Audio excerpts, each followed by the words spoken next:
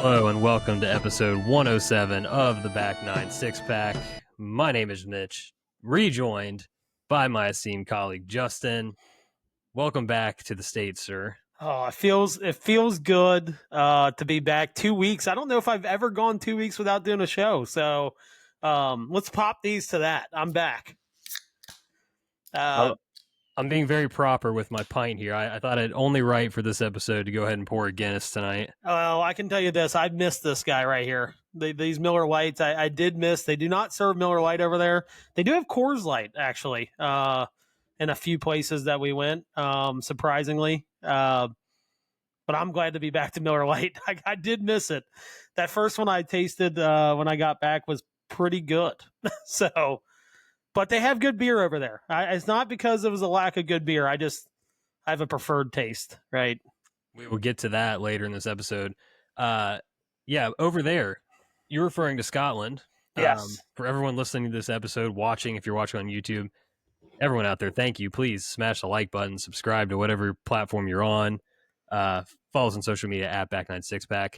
This episode's going to be a little different than our usual if you're a weekly listener. And if you're here for the first time, welcome. Glad to have you.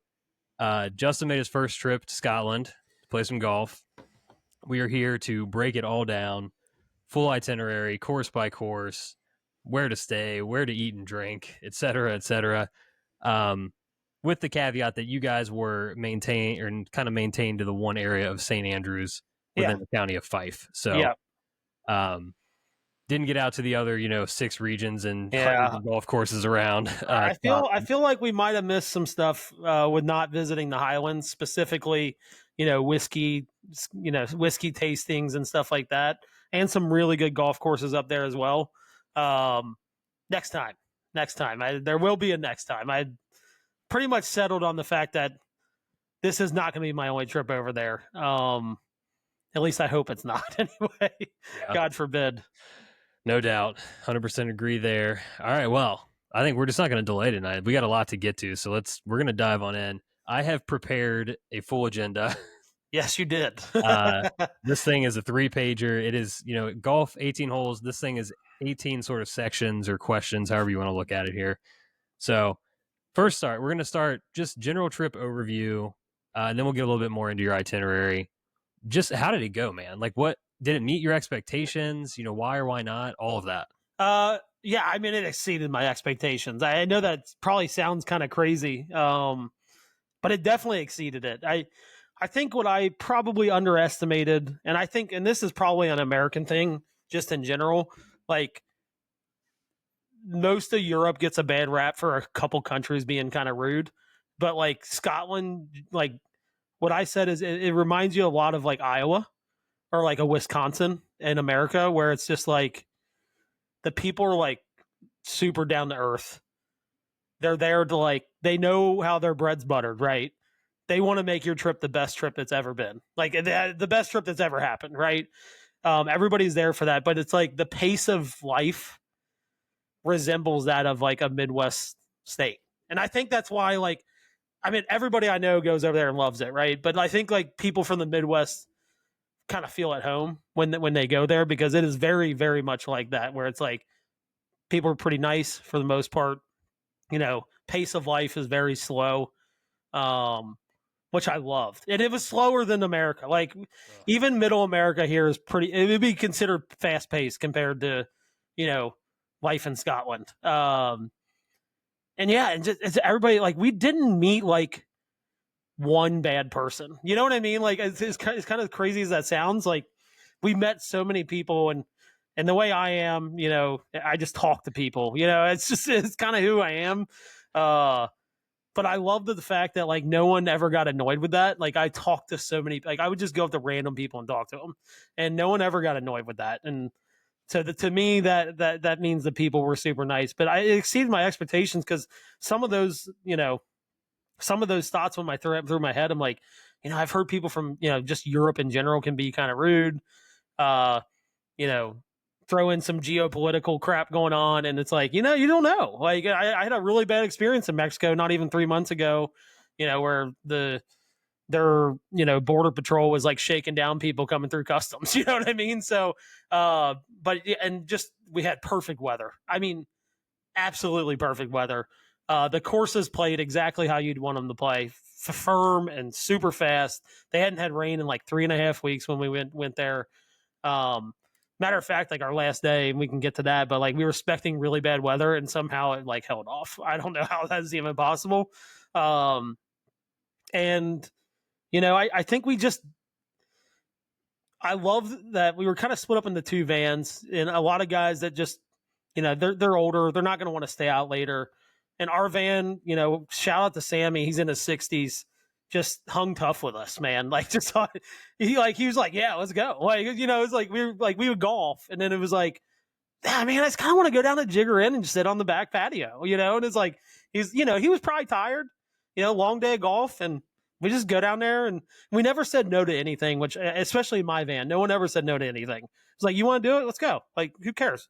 We're not on a time schedule here, So I just think we kind of did it right that way, and so it exceeded my expectations easily. Oh man. Yeah, and then so just to set the stage a little bit for everybody, you had 8 guys, so 2 foursomes pretty much everywhere you went. This was okay, so correct me if I'm wrong here. I'm counting 9 days, but 2 of those were travel, basically. Yeah, pretty much. Yeah, so it was 7 days there, 2 travel days. Yep. Which I think, just so you know, I think that's probably the perfect amount. I think you need to give yourself 2 travel days, but you don't want to have a 5-day trip, right? So I think 9 days is perfect. On that last day, you kind of do, it's like, man, I'm ready to go. Like, I love it here, but I'm ready to go home. But yeah, so 2 travel days, 7 days there. I thought that was like the perfect amount. I really did. Yeah, and I mean, everything, look, I've not been, but everything that I've ever read or heard about doing these trips is like, people will often try to fit too much into an itinerary like this, where they're bouncing from region to region, course to course. Yeah. Everybody always cautions people, kind of pick a region. And do it. Yeah, do it the right way, right? Like, you want to, there's so much in, like, specifically Fife, right? There's just so much in that region that, honestly, you skip from West Coast to East Coast, you're just gonna miss things, right? And that's my plan. I mean, I think if I do another trip, it's gonna be like a Highlands, but I might mix a couple days in Fife, right? Like, okay, let's go play a couple courses I didn't get to play, and then maybe spend the rest of the time in the Highlands. I don't think that, but like people that go from West Coast to East Coast, while it was not a long drive, right? It's not a long trip. I just feel like there's just too many hopping around, and I think picking a spot, staying in one spot for 7 days, staying in the same room for 7 days, you're just going to get a better experience that way, to really just be able to enjoy it. And then, when you find a pub, like, you can just keep going back to that pub, right? Like, you don't have to be like, oh man, I was in the last town we were in.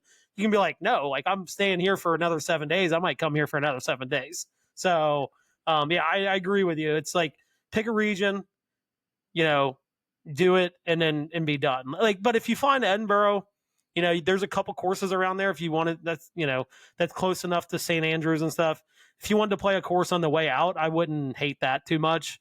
But like skipping around the country, because it is relatively small, I don't think you're going to get the biggest benefit and enjoy the things that you need to really make your trip enjoyable. Yeah, I mean, I think if you're looking at it like, okay, I've got a couple cracks at this, maybe you kind of take one spot per and you go deep on it. Yep. If you're looking at it as like, this is the once in a lifetime I'm going over here, I can understand that, you want to jump around. And it's funny, I've heard people they're like, it's like, I took my first trip over here, I thought it was the only time I was going to come over. And, then it turns out it wasn't, but they were like, God, we were like all over, it was like 2 nights on the West Coast, 2 nights up in Fife, and then we did 2 nights up in the Highlands. And it was like, we did that because we didn't think we were ever going to come back over here, but people enjoy it so much that they like find a way to make it back, right? Like and I think that's what's cool about it is like, I think for me going into it was like, all right, I'm going to do this once and then probably go to Ireland next time, right? Now I'm like, okay, how do I get back to Scotland? Like, I need to make it happen. And I think that's really cool. Like that, it's like, we didn't handle our trip. We handled our trip, I think, the right way. I mean, there's no right way, but I think the most right way is what we kind of did. Nice. Yeah, we'll get more to sort of the play-by-play of your itinerary and travel itinerary to help people out if they're interested in figuring out what you guys did. But I'll run through real quick. So first day travel, you guys went from Cincy, direct flight to London over to Edinburgh, correct? Yep. So that was kind of your travel day. Day 2, Himalayas putting course. All right, hold on. Can we go back 1 second? Yeah. Because there needs to be said that British Airways, some psychopath is setting the menu. So we get on the plane. It's 10 p.m. flight. But they're still going to serve you food. Like, that's part of it. Like, they don't care if it's like 2 a.m., 3 a.m. Like, you're still getting food, and you're going to get dinner, right? Because it's a nighttime flight. Yeah. Some psychopath decided that chicken curry should be on the menu for an 8-hour flight. First off, that's a fireable offense. I just got to say it. Like, absolutely fireable offense.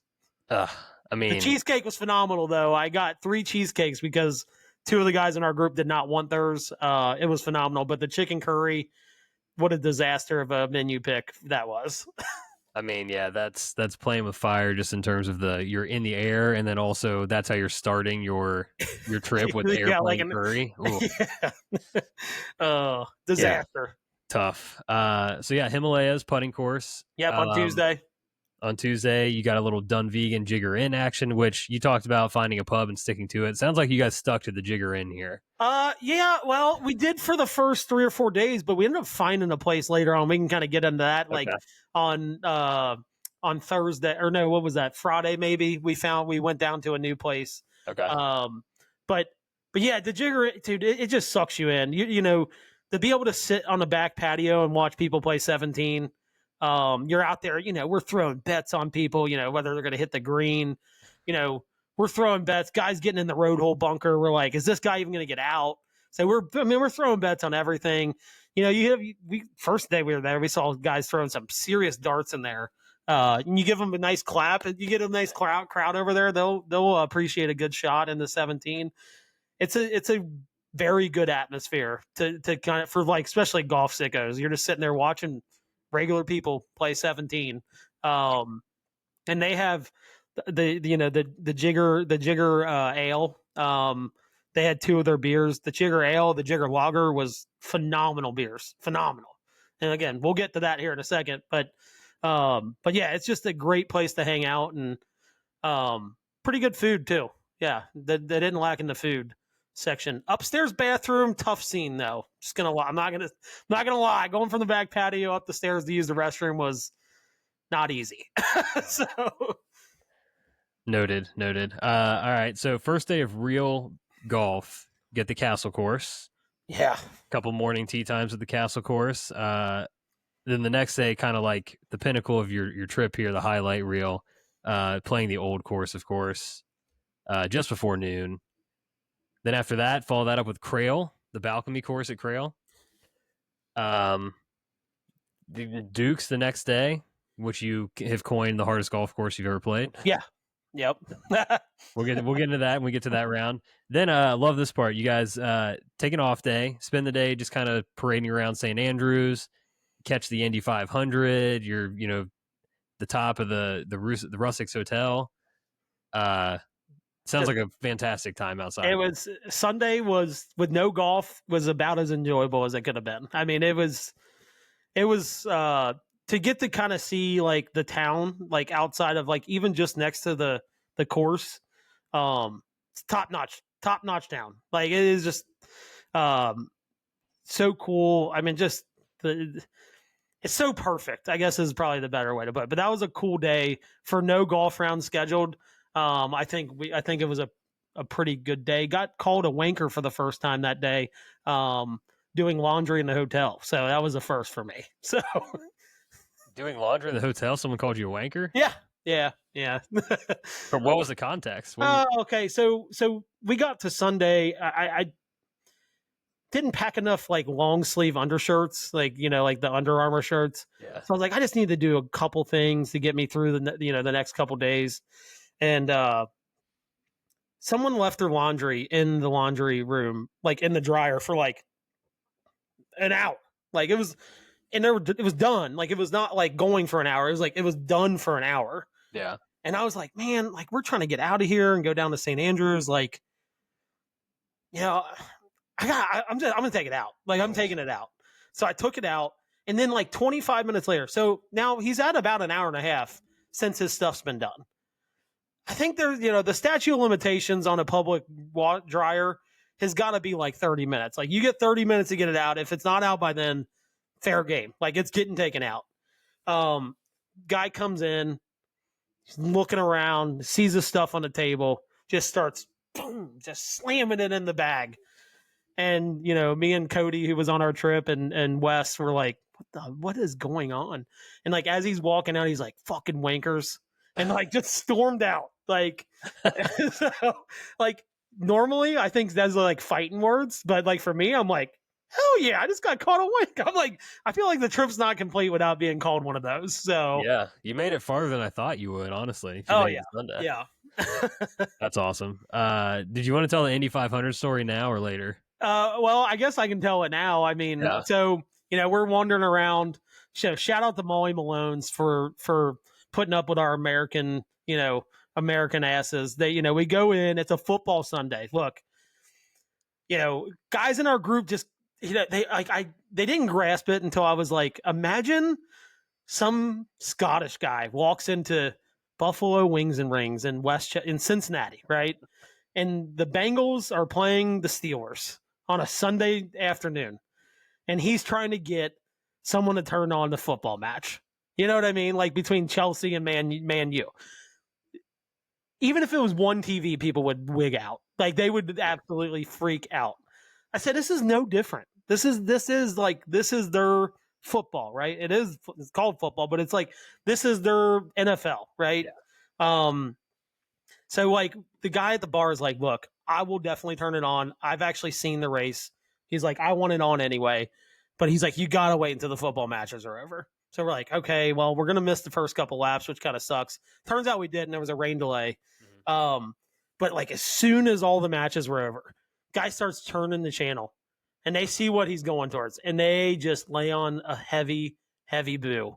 And it was, but then a guy like next to me that kind of booed, he's like, no, this is actually pretty exciting. Like I'm sorry I booed because this is actually kind of exciting to watch. Because the first 3 or 4 laps were like insanity in the Indy 500 this year. But yeah, they laid on some heavy boos for us. But I love that place. That pub was fantastic. And they appeased us, so it was cool for them to do that. Yeah. But the booing was, I liked it, honestly. It kind of made me laugh. Like it didn't make me mad or anything because I appreciate it. No, that's good. Yeah, good. A proper like razzing from the. Yeah. It was like and fun. You know what I mean? For sure. And then last day, you guys had Jubilee afternoon round. Probably had some good light that day, I would imagine. Yeah. Playing late in the day. Before heading, did you guys go Edinburgh to Philly to Cincy? Was that the way home? Yeah, Edinburgh, Philly, to Cincy. Yep. Gotcha. Yep. So that was kind of that was a quick blow by blow of your guys' time over there. Felt like you were there forever, by the way, just experiencing it via text and social media. But it did feel, just so you know, you're not the only one in that. Like like when we got to like Saturday, I was like, God, I feel like I've been here for like 3 weeks. Like it felt like forever. Yeah. And that doesn't include the voice text messages you sent me along the way, the time we FaceTime with Ryan and Gunther that evening. Yeah. Some good moments along the way back stateside for us. All right, I think it's time. Let's get into the golf. Yeah, right. The good stuff. The good stuff here. I think high level, before we go course by course, yeah, I think people have an understanding of links golf and just, they know the old course. They know some of these other open road courses. But just overall, like what surprised you the most about how golf in Scotland is compared to here in the States? Well, you definitely need to be a ball striker. I think that's first and foremost. If you go over there thinking you're going to hit a bunch of shots and kind of get away with it, that is definitely not the case. Which I kind of had a good feeling about. Like, I'm like, look, if it's windy, you got to hit the ball well, right? But I think it's just like their wind just felt like, even like we've played in 20-mile-an-hour winds here, but their 20-mile-an-hour wind felt like so much more violent. than ours. I don't know what it was about it. I think that's one thing, and then the other thing is like, people kid about like, well, when you go over there, your caddies are not going to like let you, chip with wedges and stuff. That's not quite the case. They will razz you a little bit, like especially on something that needs to be putted, right? There's just certain things that just should be putted. But it is the right play. I didn't think it was. Like I tried to do it the first couple of times the first day, didn't go very well, and I'm like, this is not me. And then later on in the trip, it kind of became who I was. You know what I mean? I had some more forceful caddies on the way in. So, I mean, I think that's the one thing. It's like, it truly is like keeping the ball in the wind too, right? Like keeping the ball on the ground or lower to the ground is just going to be better for your game, right? But I was a little surprised that the amount of, I guess I was a little surprised at the lack of spin. Like I thought, like, we watched the Open, right? Like, and you see some of these guys spinning the ball, but when we were there, I don't think we've seen an Open like that in quite some time, where it's just like crispy, like super. There was no spin in the ball when we were there, like almost zero spin. Yeah. I did not fix a ball mark the entire time we were there. Never had one. That's how firm it was. Pretty much everywhere we went. So. Was everything fescue for the most part? Yeah. Mm-hmm. Yeah. Yeah. And, and it's crazy because some of the like Jubilee, we can get to in a second, but like they had areas that are usually a little grown up, but the lack of rain, it's not growing right now. So, but he did say, like, one of my caddies was like, some of this grass will get longer, like one rain, sunshine, and it just sprouts up like crazy. So I can't even imagine if some of those had, the grass that they were kind of talking about. How was like the overall maintenance of the courses? Oh, maybe that's the other thing is, you hear people talk about like, well, the greens are slower over there. They just have to be. Well, like they were sneaky quick. Like every green was sneaky. Like you had it in your head, like these are going to be slow. And, you get a downwind, level putt, downwind uphill putts are fast too. It's all about where the wind's blowing. I mean, but they were sneaky fast, and they're not as slow as people, you hear that all the time. Well, their greens roll slower over there because they have to because of the wind. Well, I'll be honest with you. They lacked like that little extra rollout, but like the initial speed was fine. Like it wasn't anything that we wouldn't, play here on a regular basis. Right. Yeah. I mean, most of them are rolling like 10 and a half.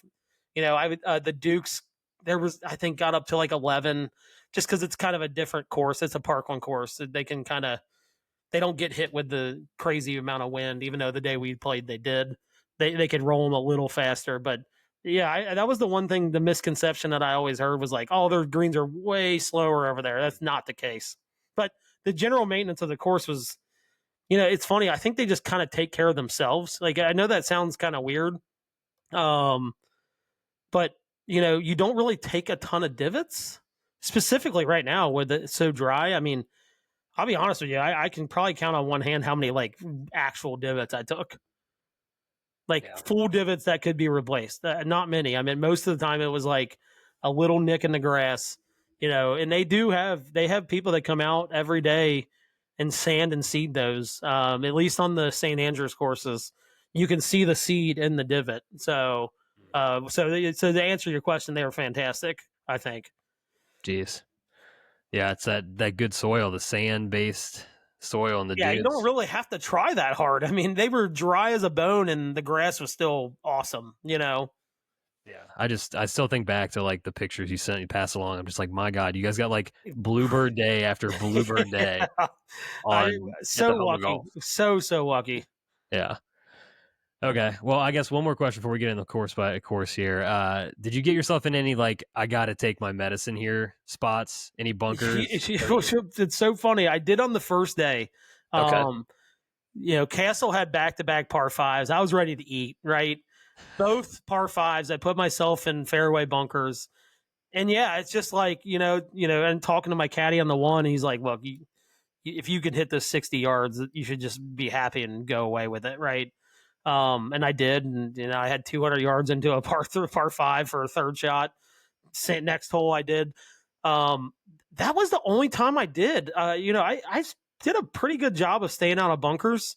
I got into one on the Jubilee off my drive, but it was like a greenside bunker because it was so far downwind that day. It was like 45 miles an hour wind. I drove it greenside on like a 395-yard par 4 into the bunker. The crazy thing about the bunkers, though, is like they're all different sand, and they explain why. Some of it's muddy sand, some of it's like really soft. There's a reason why, not to get too scientific, but there's a reason. It's not like, oh, we just put different sand in different bunkers. It's like, this is just what was here, right? Like when this bunker was here, this is what was in it, right? And they kind of roll with it. So, but yeah, I only a couple times that I get myself into like, let's just pitch it out and get out of it. But we had guys in our group that a lot of lateral bunker shots in our group. So it's a hard thing to accept in our golf here. We don't run into that a lot where it's like, all right, just take your medicine, go away, go get the next shot. Yeah. We don't run into that much here. So it is a tough pill to swallow for American golfers to be like, you mean I actually have to hit it like 15 yards backwards, we just can't grasp that concept. It's really, really hard. No run-ins with the gorse anywhere. I did get into one on the old course. Yeah, I got right on the edge of it. I actually could still hit it. I had to like kind of punch down on it. That was the only one I found in the gorse. I did hit another one on the castle course into the gorse bushes. You do not even want to come anywhere close to those things. The thorns on those could do some serious damage. And they kind of tell you like, no, I wouldn't reach my hand in there, kind of thing.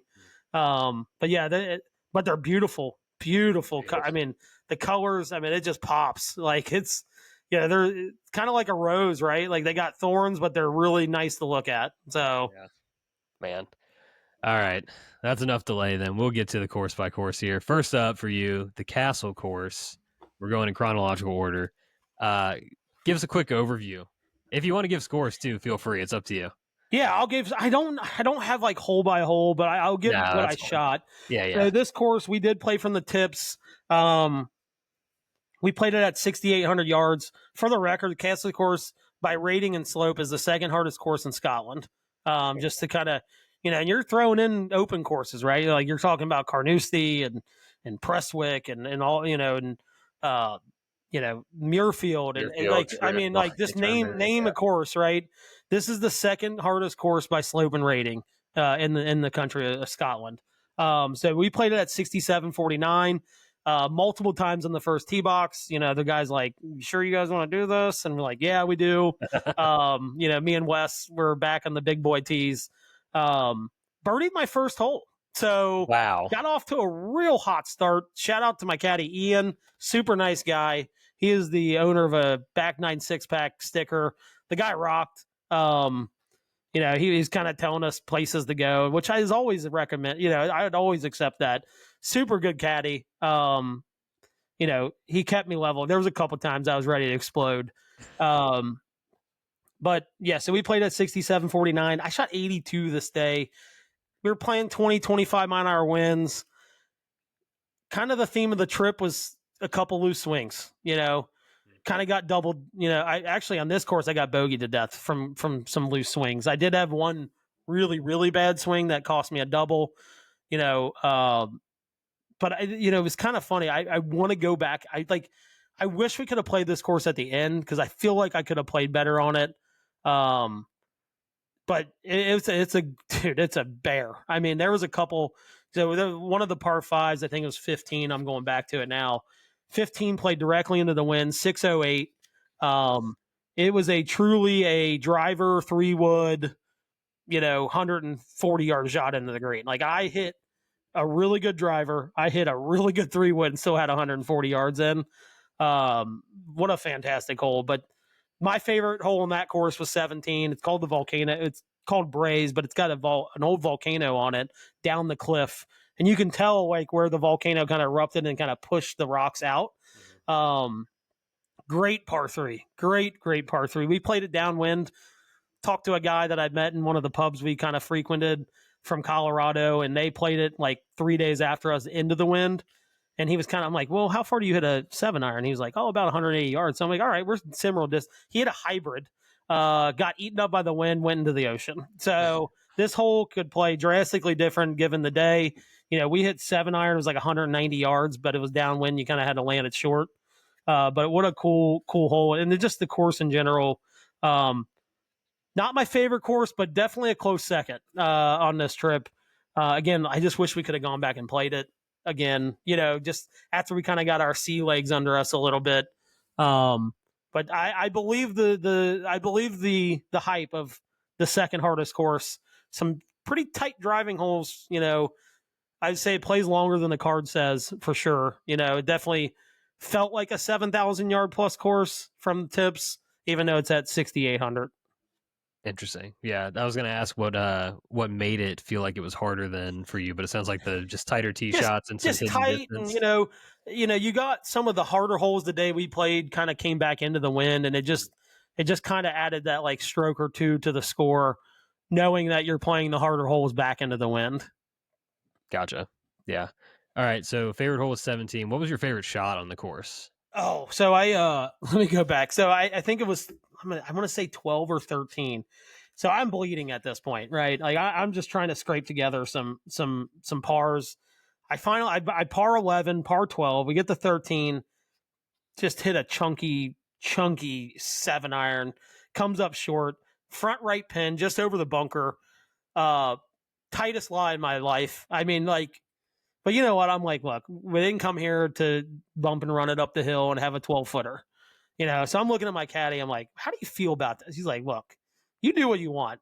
And so I opened this bad boy up, took a pretty hefty swing at it, hit it to about foot. And he was just like, I'll be honest with you. I was like, he was like, I didn't think you could get that within like 12 or 15 feet. Hit it to a foot, tapped in for my par. And I pretty much told a couple of the guys in my group, I'm like, that ball was either going 180 yards or it was going to end up where it did. I don't think there was it wasn't getting chunked. I can tell you that much right now. But that was my favorite shot. It was probably one of the best open wedge, like flop shots I've probably ever hit in my entire life. It was that good off a tight lie. I mean, this was it was such a tight lie that my caddy was like, look, you're either doing this or you're putting it. Like there's really no in between. So that was my favorite shot on that course for sure. Well, so we've heard the birdie, we've heard this wedge. Those are some highlights. What do you have a low light that stands out from the day? Oh yeah, so I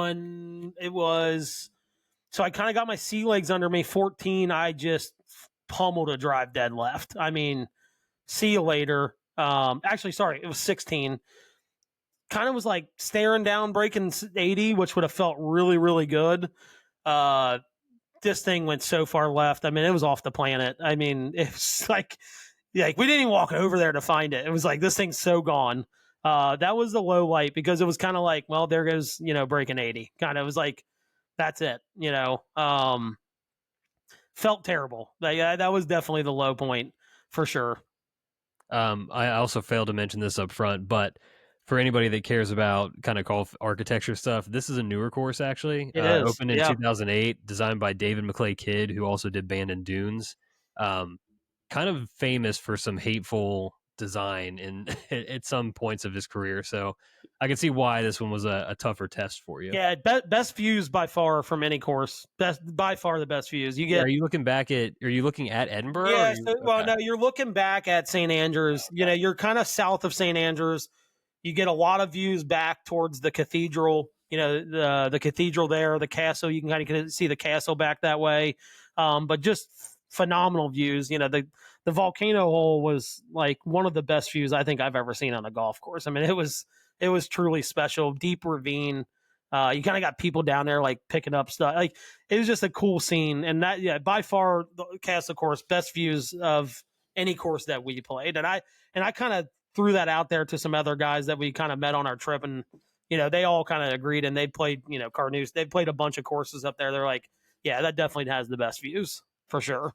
Nice. All right, I tasked you with this for each of these courses. I need a one-word description. So for the castle course, what do you got?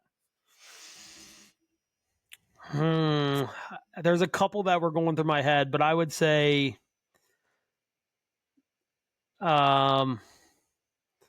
teeth. It had teeth.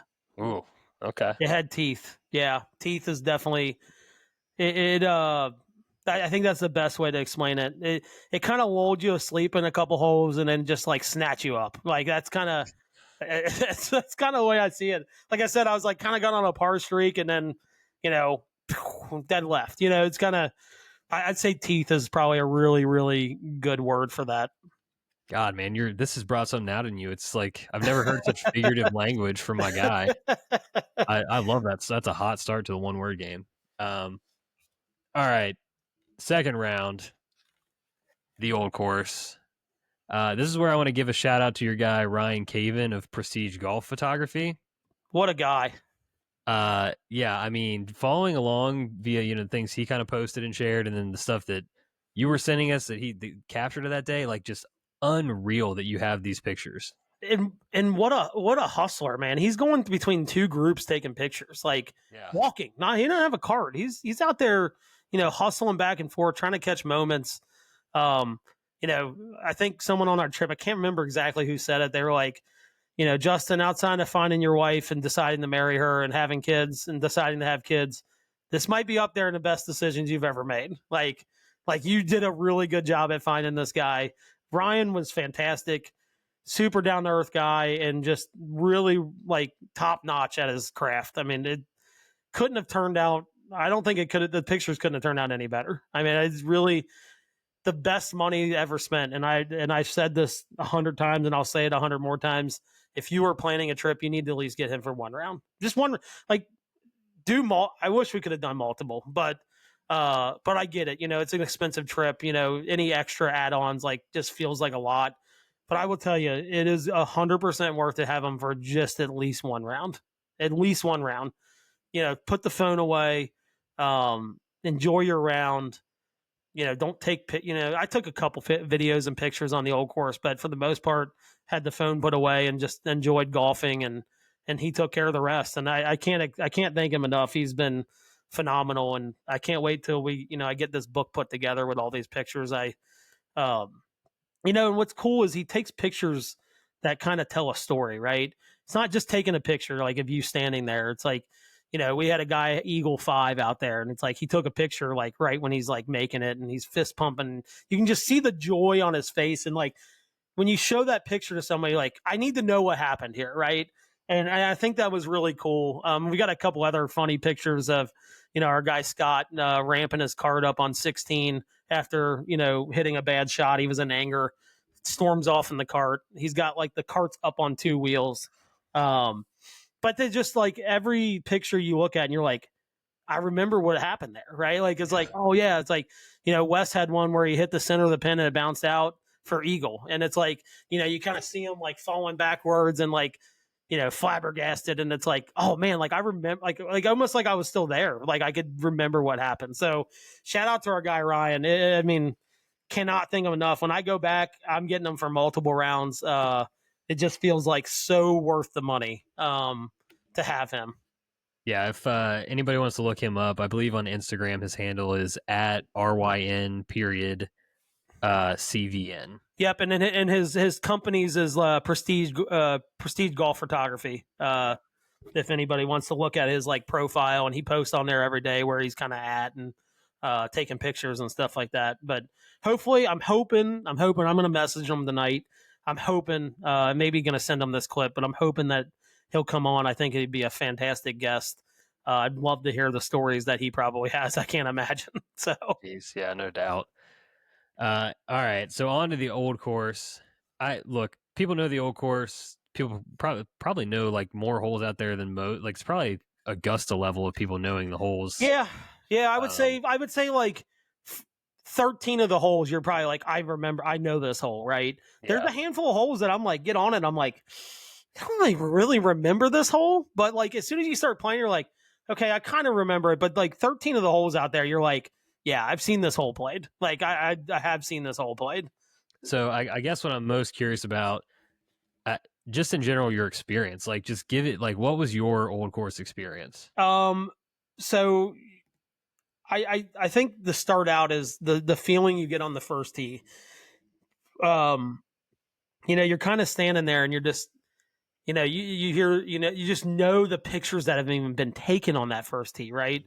Um, it blows you back. I mean, it really does. And then you throw in like people are just wandering around, and like the first tee box has got 40 people on it, like watching people tee off. Like, what other course are you ever going to play in your entire life as an amateur golfer playing an open round of golf where there's just like 30, 40 people standing around watching you hit your tee shot? I mean, there's nowhere else that happens, right? Like, not that I can think of off the top of my head, but you walk on the first tee, you're like, holy crap. Like, you're like thinking about Bobby Jones, like the pictures that have been Jack Nicklaus and Tiger Woods, and you're just like, holy crap. Like, this is actually happening. Like, and for a tee shot that is, you could land a 2 or 3 747s on, boy, oh boy, is that a nerve-wracking tee shot. I mean, it is like, and it's not, for most guys, even the shorter hitters, especially as much as it was running out, you're not hitting driver. I mean, you can. The problem is, with the lack of spin you get on the ball, you really need to leave yourself a full shot over the burn, especially on a front pin. We played it with a front left pin. But it's a nerve-wracking tee shot. And I think, everybody knows that hole, right? But I think from an overall experience, it's just, every time you're on a hole and you're like, you remember a shot that was hit on that hole. Yeah. It just kind of goes through your head. And the hardest thing that I felt for myself on this course was, even though I kept the phone away, right? But it's so hard to just like, sometimes you get a couple holes later and you're like, am I just taking everything in? Like, I want to take everything in.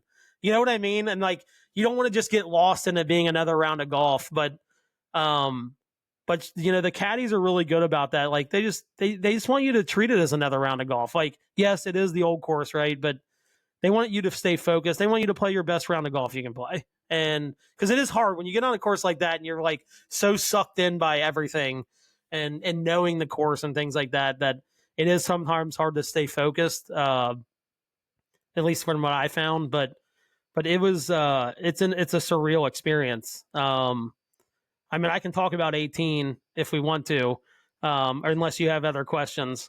No, I mean, we'll get to some of these other ones. So yeah, feel free. Go for it. So, 18, I hit the worst tee shot of my life. I almost hit it out of bounds left. I was about 2 or 3 feet from the white fence on the left side. But I still got to do the Swilken Bridge walk, right? And we get up there, we take our pictures, and and all that, and I walk over to my ball. I just feel like I didn't enjoy it enough. I did. I remember it and stuff, but like I hit such a bad tee shot. I'm a little mad at myself that I didn't just like take it in, but I was so embarrassed by my tee shot that I was like, I just wanted to get to my ball and hit it. Like, get to the ball and hit it on the green, right? So we get over by the the white fence on the left side, and people see this ball laying here, and no one's going to pick it up, right? It's on the golf course. People are very they have a lot of golf knowledge and things like that. Like, that ball is staying there. You hit that anywhere else, it's probably getting picked up, right? But people start gathering behind me. Like, oh my God, like I just hit the worst tee shot of my life, and I'm over left. I mean, I'm almost out of bounds left. Like, I'm 180 yards left, and I've got 185 yards into a 330 yard par 4. And there's people gathering behind me. Shout out to Ryan again. He gets the shot of me, my recovery shot perfectly, with the white post a little in there, so you kind of gives you perspective of where I'm at. Hit a unbelievable shot. I hit like 20 feet. But then I hit that shot, and like that at that point, like, okay, I recovered, and I started crying. I just broke down. Like, it wasn't even like about the shot anymore. It was like, you're kind of looking around, you're like, the people have made this walk to win the Open. Yeah. And that's where it's like, you're I know a lot of people aren't criers, but you will be overtaken by emotion. It's going to happen. Like, you might not cry like I did, and I'm not afraid to admit that I cried. Like, I legitimate tears in my eyes and coming down my cheeks. And, it's emotional, to me, it's, when, I said Jack Nicklaus says everybody's got to take a pilgrimage to St. Andrews. Like, to me, as someone that's never going to play in a PGA Tour event, that's never going to, play in a US Open or whatever, it's the pinnacle of golf, right? Like, to get to go play that golf course with all the history, it's the course, right? It overtook me. It really did. Then you get up on 18 green and there's another 40 or 50 people watching people putt. So, which is it's a crazy experience. It really is, because you got the city right there, right? That's why I just don't think people understand about that, right? It's like you're playing golf in front of 40 people on 1 and 18, and 17, really. Yeah. So, yeah, I mean, first of all, that was so well said. I mean, I hadn't thought of it that way, but I think you're right. Like, for, an amateur golfer that's not playing any events, not ever going to compete professionally, playing the old course is kind of like the pinnacle of a golfer's career, like a regular golfer's career. I mean, like, how much and what for how exclusionary golf is, you get to that course and you feel like it's not exclusionary, right? You're like, look, you can anybody with a passport and a little bit of money can go do this, right? Yeah. It's and the craziest thing is it turns into a park on Sunday. Yep. It's like, so, like, as exclusionary as we feel like golf is getting, it's like the anti-exclusionary experience, right?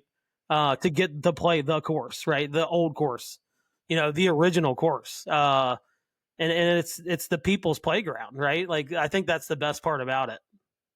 God, yeah. Just, it's like you said this before. Like, I don't know how are you not romantic about baseball? How are you not romantic about the old It's course? hard to be, like, I get it. Like, people have a sour taste in their mouth, right? Like, golf has become so, especially in America, it's become, are you a member at this private club? No, you're not. Okay. Well, that, you're never going to get to play that course. You may never get to play that course. And it's like, you have this course that's like, look, you got a little bit of money, you got a passport for us, a passport, you get to go play it. Right. And I think there's nothing cooler than that. And the experience itself is better than any course, like any private course you'd ever play. And that includes Augusta. I truly believe that. Like, there's some kind of history that the old course has that Augusta just will never have. Yeah, I mean, it's like the soul, the heartbeat of the game. There's you got the coast, the town of St. Andrews, and the people are golf sickos there. It's a golf town. It's all golf, all day, every day. It's golf, right? Ugh. Yeah, I think that's we've talked on this podcast before about places like you had to live somewhere else kind of thing. Like, I've never been. Not a bad place to live. I think I could pick St. Andrews, we would be, we would be remiss without mentioning my caddy that day. We still got a couple things to get to, but go ahead. If you want to ask these, we can get back to him. Okay, yeah. Well, because that'll segue into a different part of the conversation. Favorite hole? You know what? I went into this thinking like it was going to be 17, and it still might be 17. Let me put this one in there because I think it doesn't do it justice. It's not. I mean, it's probably my second favorite hole, but 11 is a damn good par 3. It is a damn. And the day we played it, this pin was back center, and our caddies were like, "That's an Open Championship pin. That's where it's at on Saturday or Sunday in the Open Championship." That thing is a beast of a pin because you can't go over at all. And the green's gigantic. So if you don't go over, you're playing it to the center, and you're still going to have like 40 feet. Yeah. And I think it was an understated hole. It's one that I did not really remember that much. But it was a damn good, pretty basic par 3. I mean, I think it kind of goes without saying, like, par 3s don't have to be that cool to be good. Yeah. A simple design is just as good as, the most intricate design. Absolutely. But 17 was my favorite. I mean, there's nothing like hitting it over the, we had a guy, Cody, shout out to Cody. I have it on camera. I have it on video. I need to post it. Sprays one into the hotel. He hit iron. I don't know. He was not hitting driver well that day. He sprays it into the hotel, hits the balcony. But 17 hitting over the hotel. Again, it's like a basic design, right? Like, I know that's not a basic design hitting over a hotel, but you get on the rest of the hole and it's just like one bunker, kind of a tough green, and that's it, right? And I would say it's probably one of the hardest holes I've ever played. We had a front right pin just above the hill, the false front. Another open pin. The guy, my caddy, was like, "That's an open pin." That's you can't go long because then your putt coming back. Like if you run it 2 feet by, it's gone. And then you kind of run the chance of kind of running down into the bunker if you hit it. If you're right and try to hit it back to the left. But 17 was my favorite hole. I mean, it is a tough but fair hole. And I can't be understated how good Cam Smith's putt was on that hole. I kind of went down by the bunker to see where he hit that putt from, and I remember where the pin was. I don't know how he saw what he saw and how he hit that putt.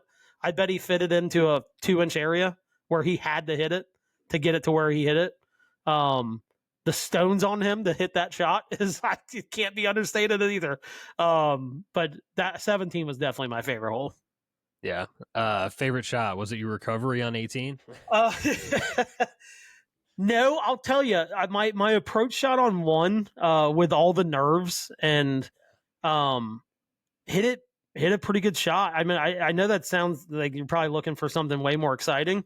No. I didn't have any birdies that day, so there wasn't like a ton of exciting shots.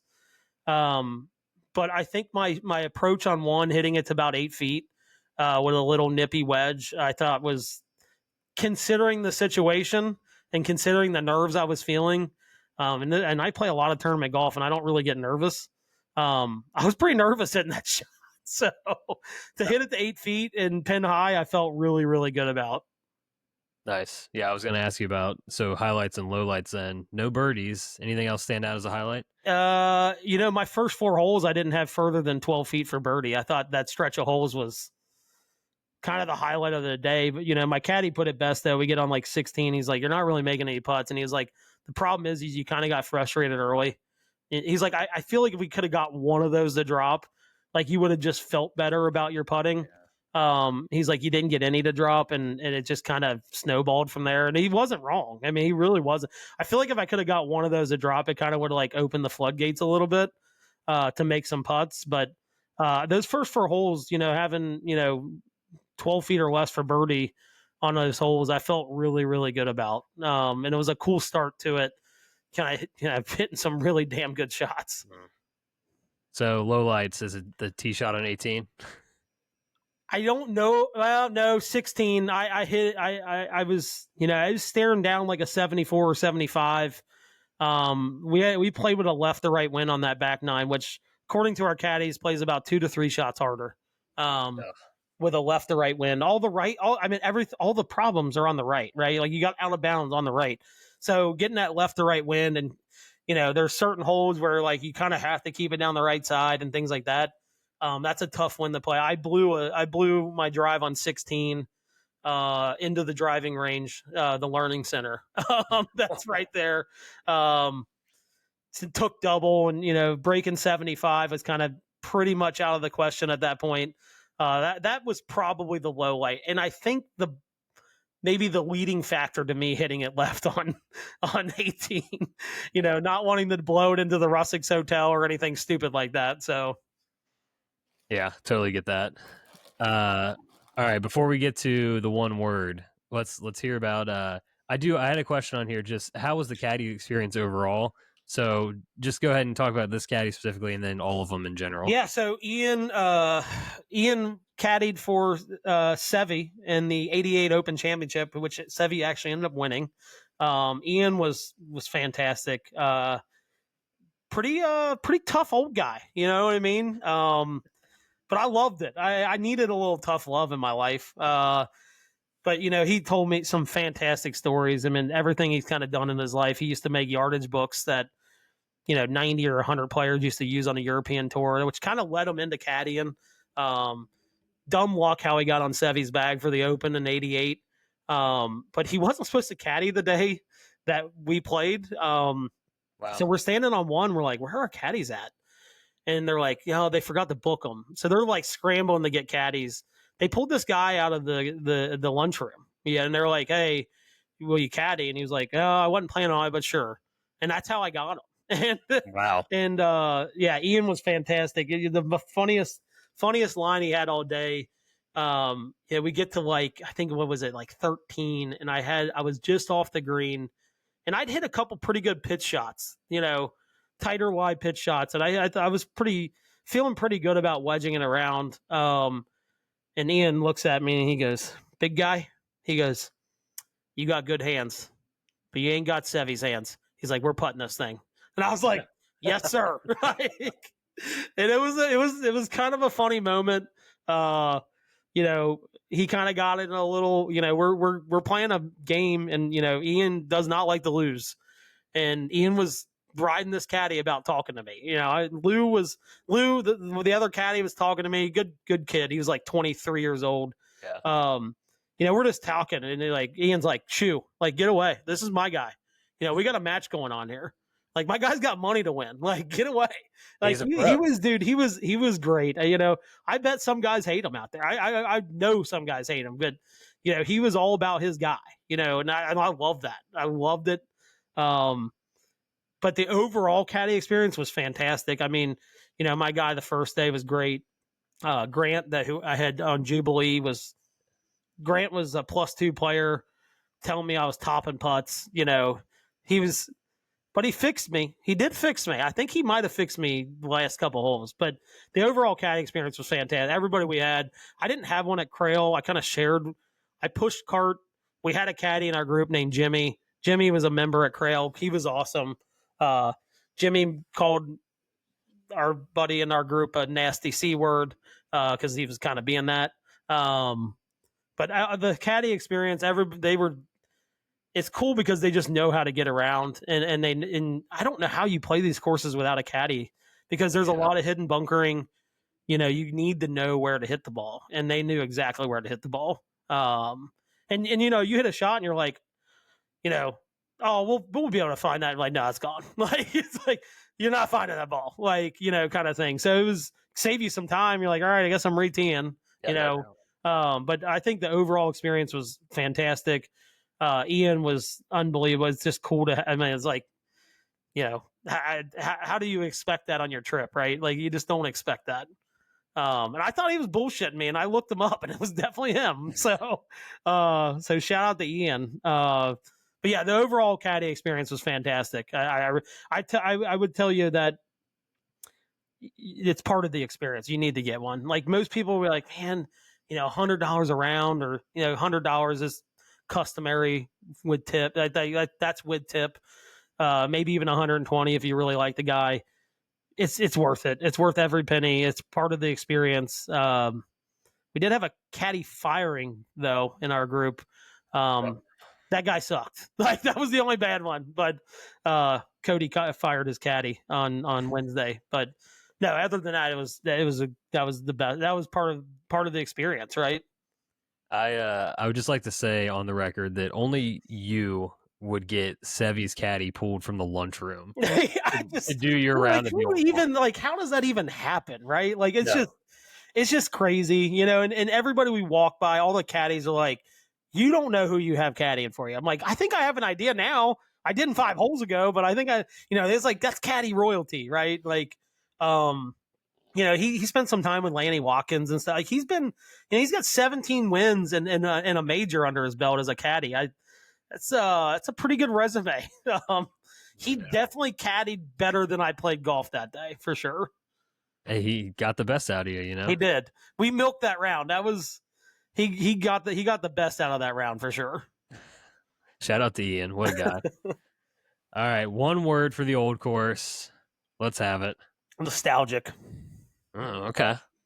Yeah, I said epic when you first asked me, but nostalgic because it's, I've known that course since I was a kid when I started first watching golf, and it's like, that's the only thing that kind of rung, true with me. It was like, this is nostalgia. This is a nostalgic experience. I was going to go with historic. That felt too lame. Nostalgic feels right.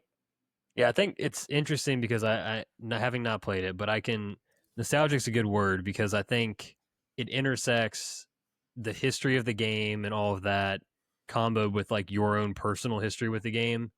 So it's just like a double trip down. Yep. memory lane and all those feelings and all of that all wraps into one thing. Yeah, and like playing, Tiger Woods on Yeah, even that. video game, like you're playing the old course, right? Like it's just there's so many attachments to it just from growing up with the game of golf that it was like it just kind of pulled from every avenue of golf for me personally. Yeah, I'd almost imagine you kind of summed it up with how you got emotional, but like there's even like a spiritual element to it, right? There's definitely a spiritual element to it for sure. Like there's not many courses you walk on and you're like you can feel the history, like actually feel it, right? Like you may walk on a course and know the history, right? But like walking on a course and being like, oh, like it's got like a heavier feel to it, right? And just because what's happened there, who's been there, and it's that I think that's a good way to put it, spiritual way, spiritual feeling. Whew. All right. Well, on from that, next roundup, the Crail Golfing Society, Balcomie Links. Yeah. So, this, on the scorecard doesn't look too intimidating. It's 58, 67. It's a par 69 from the tips, which are the white tees. You look at the 5,800 yards and you're like, this is going to be a piece of cake. It never gets under 30-mile-an-hour winds there, according to Jimmy Arcadi, which immediately makes it extremely difficult. And then you have 6 par 3s. So then that 59, the 5,800 becomes 64 pretty quickly, hypothetically speaking, with the 3 par 3s. And they were some doozies of par 3s. You go like 177, but it kind of runs along the ocean, always plays into the wind. 188, we played it into the wind that day. Probably played about 210. Not a very big green. The back 9 par 3s were kind of what made the course, though. We had a guy in our group lay up on a par 3, could not get it to the top plateau, had to lay it up and still had an 8-iron in. But you went 214 directly up the hill, directly into the wind of that day. 147, one of the cooler holes we played was a cool par 3. And then you went 162, ours par 3, but it played at about 180 with a back pin directly into the wind. So it probably played about 210, small green, up again to another plateau. And then the finishing hole of 205. So the par 3s were some true big boy par 3s. Not a lot of teeth anywhere else. But I thought the cool part of this course, I kind of compared it for those in Cincinnati to, playing like a Potter's Park, right? Par 4 is not going to be too long. Par 5 is not going to be too long. Some quirky holes, kind of, just given when it was designed. It's the 7th oldest course in the world, which is kind of crazy to think about. But very quirky holes. They have a hole called the Hell's Hole, which was a gigantic dogleg, right? Jimmy told us that we played it downwind. It plays a lot harder into the wind. You're kind of laying it out and you got about 210 into the green. But we kind of hit drivers out there and had like 110 yards in that day because it was playing down. But that's a really good hole. And then number 7 was kind of a cool hole where dogleg left, you hit it down the left side, which you're supposed to. You kind of end up in the fairway and there's like a little mound protecting the green. Well, you have a chip shot, but it's playing downwind. So you almost have to hit a little bump and run up over the hill and like run it onto the green. You can't wedge it onto the green. So it was kind of a cool design. Like I said, quirky, right? Just given when the course was designed, that it probably made sense back then, right? But I liked it. There were some guys in our group that didn't. I'd love to go back and play Craig's Head, which is the newer course. It's Gil Hahn's it was his first individual design. Apparently Craig's Head is a lot more difficult than Balcomie. So I would love to go back there and play. I actually would play both of them again, but I'd love to go back and play Craig's Head, which is on the other side of the property. Yeah. No, this kind of feels like a place that I think would be right up my alley. Like I kind of like you would have loved it. Yeah, you would have loved it. A little funk. I'm looking at the pictures. I'm like, man, it's like right there on the coast. You got What is that like property in the middle of the course? That's a old fishing cabin. So Crail is actually an old fishing town. Still was a fishing town, but it was a major fishing town back when this course was built. And that's an old fishing like supply cabin, which is a cool little add to it, right? Like hole one, you're like you could hit it right and actually have to hit over it a little bit, which would be kind of cool. But I did it. It kind of added character. It's a little character. It was definitely, I would say, you either hated it or loved it. I did not play well that day, but I loved it. I just thought it had some really cool features that you kind of left the course and you're like, I remember that, right? Like, there's not a lot of courses that have features where you're like, that are so different that you remember, but this course definitely had those. Like I just told you about the mound kind of protecting that one green, right? So I think this was right. This would have been right up your alley for sure. Yeah, just got the views of the North Sea. Not super long, just kind of goofy stuff. I'm a fan. I'd love to go see it. Best food in the clubhouse, bar none. Had some chicken fingers that day. I really needed those. I'd gone like 37 hours without eating. I really, really, really needed those chicken fingers with barbecue sauce that day. So shout out to their kitchen for making that happen. That is so good. Man. So, all right, favorite hole at Crail? I tell you what, I really liked 14. It was a downhill par 3. It played 147, but it plays downhill. It played downwind the day we played it. You kind of hit a little chippy wedge down there, but it had like railroad ties in the bunker that kind of protect the front side of the green. I thought that was a really cool. I really, really enjoyed that hole. If it's a close second, it's probably the hole number 7 I was kind of telling you about, where you had that kind of railroad tie, or the hill protecting the green. I thought that was like a cool small design thing that you just kind of remember when you leave the course. There was a King Constantine got assassinated or murdered on that golf course. I don't know if you knew that. I don't know who King Constantine is. I think he was the king of Scotland at one point. Pour one out. But there's a cave on like right after 14, between 14 and 15. I have a picture of it. That's where he got murdered. So shout out to King Constantine for getting murdered in a pretty cool spot, actually. Good view. I mean, at the very minimum. Damn.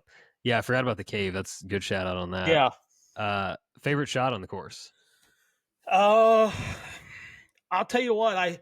I number 2, I got in this greenside bunker and had a goofy lie, and hitting downwind, I hit a bunker shot to like 2 feet. And for someone that did not birdie a hole in the old course, getting a birdie on number 2 felt very, very good. Kind of get on the right side of things. I doubled the next hole, but it felt good. It was kind of my first greenside bunker shot on this trip. So to hit a shot like that with kind of a goofy lie and a pretty steep bank in that bunker, it felt really good.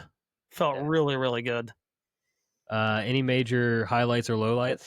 Highlights would probably have been that. Well, actually, I will say this. I birdied 9. That felt pretty good. Lowlights. I had 100 yards into a par 5 after a 400-yard drive. I had a 42-yard putt after that. So that was a low light for sure. Like to kind of get myself in a good position and, just not play the shot properly and run all the way out because I was hitting downwind. That was a low light, and it snowballed on me from there quickly. The back 9 was not friendly. So. Oh, man. Tough. All right. One word for Balcomie Links.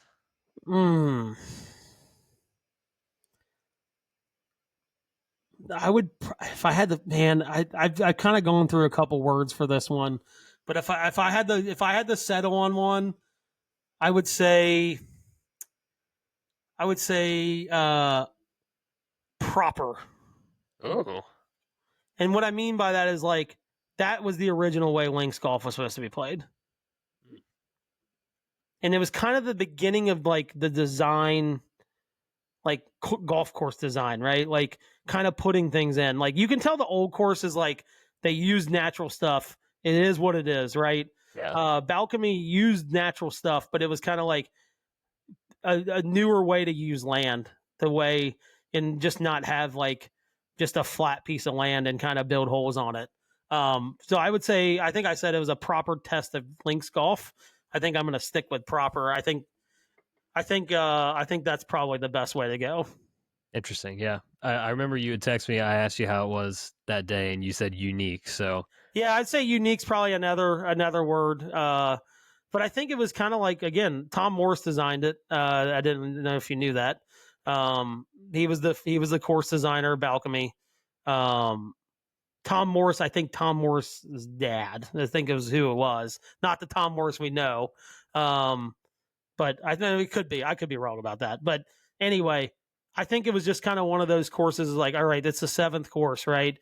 That they kind of built or whatever, or maybe it was like further down the road than that. But it was just kind of like you could see guys kind of getting like using things to a different kind of in a different light, like the plateau holes, right?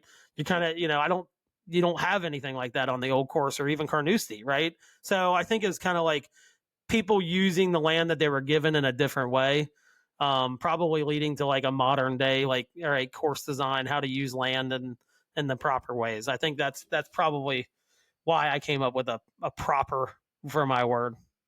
gotcha. Yeah. So reading up a little bit on the Crail Golfing Society, it was founded in February of 1786, and it only had 11 members. Yeah. So it was originally located, I'm going to mispronounce this, but Sokup or anyway, that's just outside of Crail. Yeah. But then in 1895, old Tom Morris helped move the club to Balcomie. Yeah. Okay. That I thought he was the course designer. Yeah. We actually got to play a tee box on hole 12 that they hadn't used in like 15 years, but they'd moved it there because they were doing a tournament that weekend. So I thought that was pretty cool. They called it the Tom Morris tee box because it was like, I think it was the original tee box that he meant to be played from. And they built another one to the right because it kind of sits higher and makes the hole a little more, I don't know, probably easier. It makes the hole easier. But that tee box was a beast. I mean, it definitely made the hole play longer because you were kind of hitting more. You had to hit more up the hill than the other tee box. Yeah, interesting. Yeah, another quick note too. A lot of the Scottish courses, I guess, were requisitioned for military use during World War II. This being one of them, so it had to be restored in 1946 as well. So that makes that checks out. yeah, a lot of interesting history for sure. Yeah. Okay. All right, 2 more to go here. We got the Dukes, which you self-described as the hardest golf course you've ever played. Yeah. Give us the rundown on the Dukes. So here. we played the Dukes in about 30-mile-an-hour winds, and it's a parkland course. So we're not even on the ocean, really. You have ocean views, but we're not right on the ocean. And for those that don't know what a parkland course is, it's essentially just what we play, right? Like tree-lined and, a modern course design, I guess would be a better way to put it. Again, we show up. We actually had carts for this one. We didn't have caddies. You couldn't walk this course. There's no way. No, there's you would have been dead. Like it just not even like the distance between holes. Just it's a beast. I mean, it's a beast of a golf course. Up and down some hills. You kind of when you get inland a little bit, Scotland's pretty hilly. So we kind of got up into the hills a little bit. You just couldn't have been able to walk it. But we get on the first tee box again, and God bless the starter. We're like, hey, we're playing the black tees. And he's like, you sure? And we're like, yeah, we're playing the black tees. He's like, okay. He's like, well, can I at least see your handicaps just to make sure we don't have like a 16 handicap back here trying to play, trying to play this course from the tips. So we tipped it out. 75-12 was the final number. And it's not easy. It is not easy. It is not an easy 75-12, and it plays every bit of that, maybe even more. I mean, like hole 11 is 451, played directly back into the wind. I smoked driver. I smoked a 2-iron and was on the front side of the green. But this place was a behemoth of a golf course. Kind of same story here. got off to a real hot start. I actually got 5 shots on this course for our game. I was a 5 handicap from the tips as a plus handicap. Got off to another hot start. Didn't really have a birdie putt outside of like 15 feet on the first 4 holes. Didn't make any of them. Couple loose swings. That's how you shoot 42 on the front. But we got on the first tee box and we found out the course record was actually 1 over par from the tips. Wow. Can't remember the guy's name, but I looked him up. He's played in 4 Masters tournaments and like 3 Open Championships. So he's a player. But the course record was 72, which is over par. But this course, I mean, number 9 sticks out to me because, we come off 8 and we played with a few of the older guys that day. And, they're playing, I think they played the white tees, which was like 6,500. And we're like, where's your guys' tee box at? Like, we're looking around, and it's like, you had to like go up around the corner. This thing was like 180 yards back. And he was like, holy crap, that's back in that neighborhood. And it was like right on the edge of the neighborhood. And it was uphill, dogleg left. I mean, that hole was, I hit 2 of the best shots of my life. I think I went driver 6 iron to like 30 feet. And it felt like I just hit a par 5 and 2. Like, that's how good it felt. But a fun golf course. It was excellent design. The holes that kind of stand out to me were 9. 17 was a 250 par 3 up the hill. We played it into the wind. I hit a really good driver pin high. But I shot 80. Felt like 72. It really did. I kind of made a joke and said 80 was par. For us, me and Wes were about the same handicap. I thought 79, 80 was probably par. So to me, I'm like, I think I shot pretty much close to even in my mind. But it was a great golf course. I would 100% play this again. I don't know if I'd go back. Like, if I took another trip, if I had time, I'd go back and play it. I don't think I would seek it out just because there's other courses that I didn't get to play.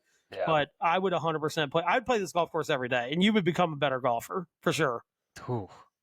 Sounds like the opposite of a golf course I want to play every day, to be honest with you. It was good. It was really good. It was great shape, too. I mean, great bunkering. I mean, every bunker, it's funny, like every bunker, and everybody said this, like the tee boxes they played, they're like, those bunkers were perfectly placed. Like, if you played the right tee box, those bunkers were perfectly placed, which is good. I honestly don't mind that, because if you hit a wayward drive and you're going towards a bunker, the last thing you really want to do is carry it, right? You get in more trouble that way. Like, I want to be in the bunker. So I don't really hate that too much, but they were, it was a really good course design. I'm trying to see who designed it. I don't think I know the answer to that. What? Peter Thompson. That's was the right. original Yeah, designer. that's right. Yep. So yeah, it was awesome. Beautiful clubhouse too. Had some really good views, because we were up on the hills. You had a really good ocean view from there. Yeah. I enjoyed. I really did enjoy the Dukes for being kind of a different test of golf. Going from Crail to that. Yeah, looks like plenty of gorse popping around here too. Yeah, a lot of that. Some heather. Like I said, the bunkering I thought was pretty good. Yeah, it looks like it takes were fantastic. What? So it looks like it takes a good picture, Oh, it 100% does. Yeah. Yep. All right. Heard about some of your favorite holes. You have a favorite shot, highlights, lowlights. Favorite shot? I think I'll tell you what. Number 3, par 3, played about 215 for that day. I hit it to about 10 feet. Got my first closest to the pin in our big game. Felt good to get on the winning side of things for once after losing a hefty amount of money the first 3 days. But I think that was my favorite shot. I hit a pretty good 5 iron in there to about 15 feet. So there you go. All right. One word for the Dukes. What do we got? Oh, behemoth. I think that's the only way to explain it. I mean, it is a big boy golf course. You better put your big boy pants on coming to play that. And it doesn't matter, like, if you just play the correct tee box, it's a behemoth. It really is. Yeah, I mean, those guys played what would be considered probably the right tee boxes for them, and I'm sure they had a hell of a time. They just like, this is long, and I was like, yeah, but you're playing the right tee box, right? Like, it's still long though. It doesn't make it any less long if you're playing the right tee box. Sure. So, all right, final round of the trip, Jubilee. Sounds like it would be a joyous day. I don't know how. What? Well, Give us how Jubilee played. we thought we were going to get crushed with rain this day. We did get crushed with wind. I mean, it was 40. It was gusting to about 40, 45 the day we played Jubilee.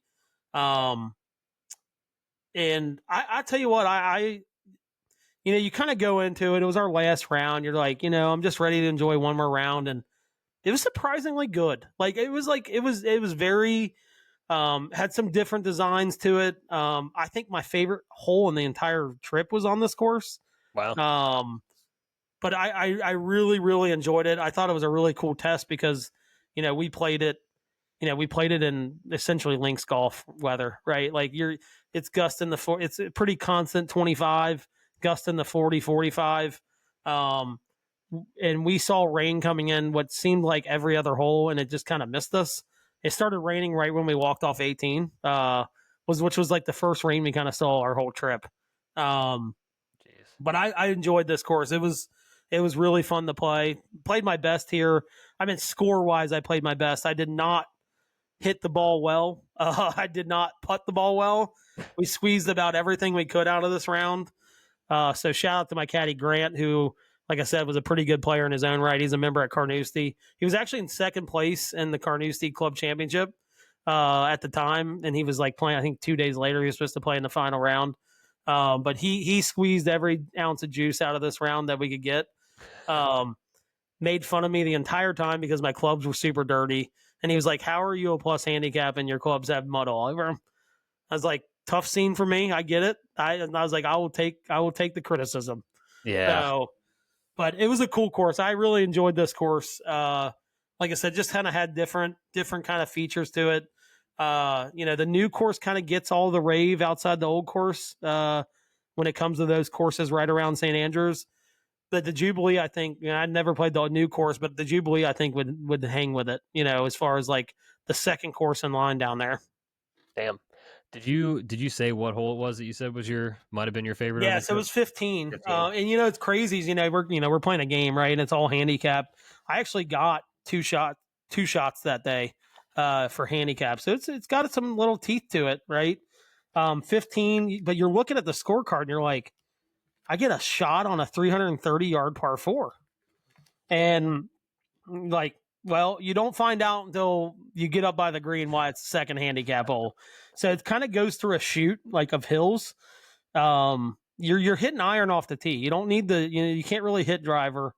It kind of goes through a chute, tightens up down by the green, but the green is like a turtleback. It's all runoffs everywhere. I came up short, go down in the valley, hit my best pitch shot of maybe outside the flop shot. I had a 30-yard pitch shot down in the valley, back up the hill. I hit it to about 2 feet. But it was just a really aesthetically pleasing golf hole. I think that's the only way to explain it.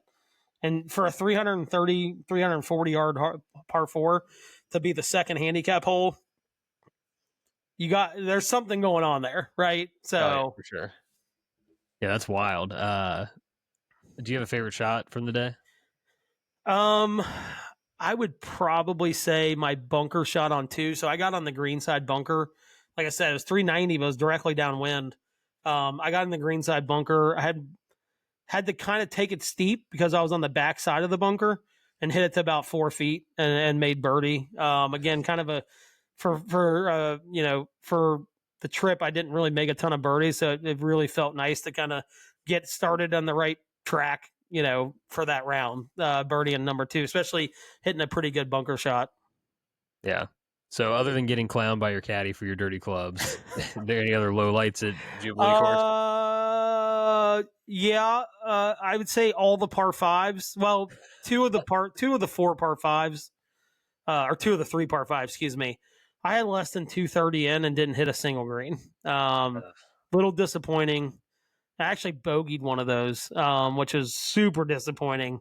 And that was our second to last par 5. I had 210, chunk, kind of hit it heavy, had 30 yards, hit a pretty good pitch shot up there, 3-putted.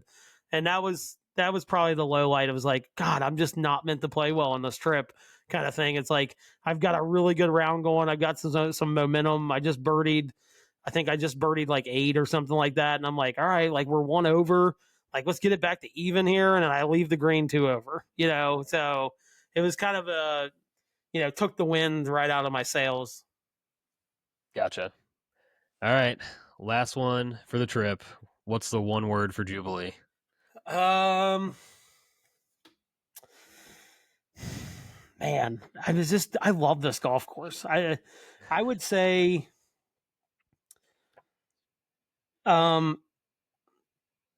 pleasing. Okay. Is that a weird word? I mean, kind of, but I'm down with it.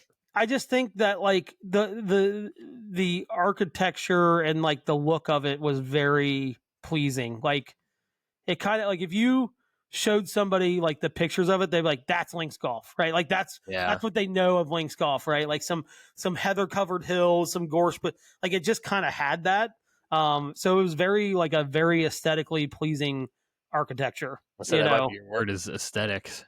Yeah, I like using that. It is because that's the best way to in the mounding and stuff like that. It had a really cool feel to it. Yeah, I'm gonna force you into aesthetic for this one. I'm taking notes. Oh, but I did. Right. I think that's probably the best way to explain Jubilee. Awesome. Well, now that we went course by course, I think that's the bulk of the episode here. We'll be able to cook through some of the other stuff I want to talk about, but we can't get past the course without you giving us an official power ranking here. I know it's only 5. If you want to throw the Himalayas in there, you can, but we'll go with the power rankings here for your rounds. All right, courses ranked. Let's start with 5. God love it, but I think Crail comes in at 5. No other reason. I mean, we played so many good courses. It's not a diss on it. I just, when you consider the courses we played, I think that's a fair place for that to sit. I mean, somebody's got to be 5, and when you're ranking these, it's not like you're ranking. These are world-class golf courses. So it's like you're fifth in a group of really good golf courses. So it's not like the worst thing in the world. Yeah. Coming in at 4, only because you don't go to play Parkland golf to Scotland. I think that's why it kind of brings it in at 4. Again, no diss to the course. It's just, it is what it is, right? It is a Parkland golf course sitting in a Links golf town, So yeah. I think that comes in at 4. The Dukes, of course. Yeah, the Dukes. Excuse me. Number 3, I think Jubilee. I loved it, but I think that's a fair spot for this one to sit. Again, loved it, but I just, when you consider the top 2, it just feels like the right place to sit. Coming in at 2, I think, is the Castle. The Castle course is number 2. What a great golf course. The greens, I didn't even mention the greens. Like, there's so much crazy undulation to those greens that it was amazing. And then number 1, of course, is the Old Course. I think you just tag everything. I think if it's like it's not the Old Course, it probably is not number 1. But I think just with everything involved, it is. Yeah. I'm the only thing I'm a little surprised about. I thought you might have flipped Jubilee and Castle Course just by hearing you talk about them. But yeah, I think I understand it too. Look, the bias for me playing better score wise at Jubilee, I had to kind of put that to the wayside a little bit. Yeah, no, I respect anybody that can do that. I'm very guilty of like, did I play well here or not? I love that course because you play good at it, right? Yeah, like, for sure. Would you say the Old Course is your favorite golf course you've ever played? As of today, yeah, 100%. Yeah, I mean, just given the history and things like that, I think that's a pretty easy answer. Is a yes. Do you have a current number 2? I will tell you what, playing Scioto Country Club was pretty cool. Yeah. Again, kind of regionally biased, but Scioto Country Club, it's either that or Muirfield Village. I think just because I go to the Memorial and it's just kind of cool to play the holes that I kind of walk. I think that one of those 2 is number 2 for sure. Nice. Cool. All right. Now I want to get a little into, before we get out of here, we'll just kind of get into some off-course stuff for people that, are looking for that, what they can do away from the course. And we can chat just a little bit about kind of some planning logistics stuff. Yeah. Figure out what they want to do on their trips. Just general, I think you talked a little bit about St. Andrews, like as it was as a town, but do you have anything else to add? Just some more light on St. Well, Andrews? it's a college town. I think people kind of forget that, right? Kind of lost in all the golf stuff is a pretty prestigious university. You can almost compare it to like, going to Boston and going to Harvard, right? That's kind of what the university is. When you think of Prince William, graduated from there, that's where him and Kate met. They went to school there. I think when you think of that, I think that's kind of one of the things that, to be honest, I did too, right? Like I knew it was there, but I didn't even it's a pretty university. It's a good university. And I think what I compared it to when we were there was like, you go to Harvard and you go to Boston and there's Harvard, right? And you go to Yale and it's just kind of like one of those college towns. But I think that was the cool part of it. You kind of lost in everything, with the golf and the golf history. I think is lost that the bare bones of it is as college town, Yeah. But it's which makes it fun though, because you have a lot of cool pubs and things you can do. I mean, they've got coffee shops. We had to take a picture of it for my wife. She wanted to see the coffee shop where Prince William and Kate met for their first date.